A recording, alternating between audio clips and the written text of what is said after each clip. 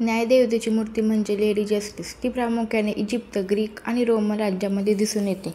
तिला जस्टिया असेही म्हणतात. मध्ययुगीन काळापासून न्यायाचे प्रतीक म्हणून या सर्व साम्राज्यामध्ये न्यायदेवतेच्या मूर्तीचा स्वीकार करण्यात आला आणि नंतरच्या काळात न्यायदेवतेची संकल्पना जगभरात पसरली. आधुनिक काळात ती जगभरातील न्यायालयात स्वीकारली गेली आहे.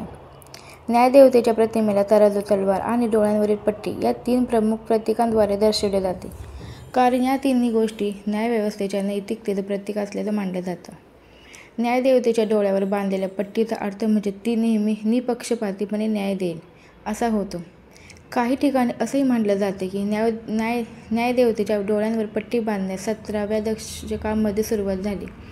न्यायदेवतेच्या हातामधील तराजू हा इजिप्तमधील संस्कृतीतून आल्याचं सांगितलं जातं. निवाडा करताना एकाच पक्षावर जास्त लक्ष देता येत नाही, तर दोन्ही पक्षांना बाजू मांडण्याची समान संधी दिली जाते. दोन्ही पक्षांची बाजू ऐकून घेणे हे न्यायदान करणाऱ्याचे कर्तव्य असल्यामुळे त्यानंतर न्यायदान केलं जातं. त्याचंच प्रतीक म्हणून न्यायदेवतेच्या हातात तराजू असतो.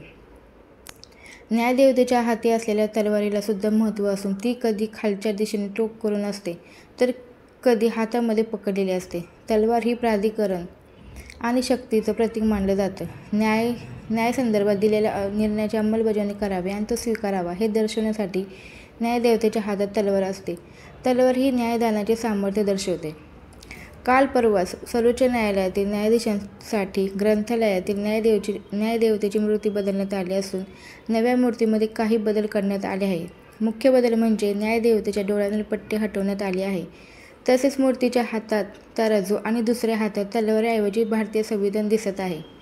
न्यायदेवतेच्या डोळ्यांवर बांधलेली काळी पट्टी हटून कायदा आंधळा नसतो हा संदेश देण्यात आला असून सर्वांकडे समभावाने बघण्याच्या तत्त्वाचे प्रतीक असलेला तराजू हातात कायम ठेवण्यात आला आहे.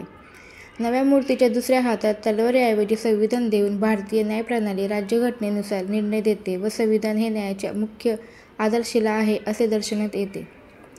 न्यायदेवतेच्या नव्या मूर्तीची वैशिष्ट्ये काय आहेत? पहिलं, न्यायदेवतेची मूर्ती रंग पांढरा-शुभ्र आहे. ही मूर्ती भारतीय वेशभूषेत आहे. न्यायदेवता साडीत दाखवली असून तिच्या डोक्यावर एक सुंदर मुकुट, कपाळावर बिंदी तसेच कानात व गळ्यात पारंपरिक दागिनेही दिसत आहेत. न्यायदेवतेच्या एका हातात तराजू आणि दुसऱ्या हातात संविधान धरलेले दाखवले आहे. एका वृत्तानुसार सरन्यायाधीश धनंजय चंद्रचूड यांच्या संकल्पनेनुसार सर्वोच्च न्यायालयातील ग्रंथालयात ही नवी मूर्ती ठेवण्यात आली आहे.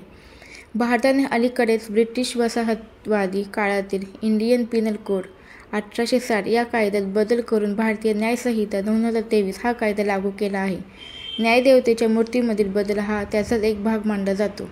त्यामुळे आता लवकरच भारतातील न्यायालयांमध्ये देखील पारंपरिक न्यायदेवतेऐवजी नव्या स्वरूपातील मूर्ती पाहायला मिळेल अशी आशा करायला हरकत नाही.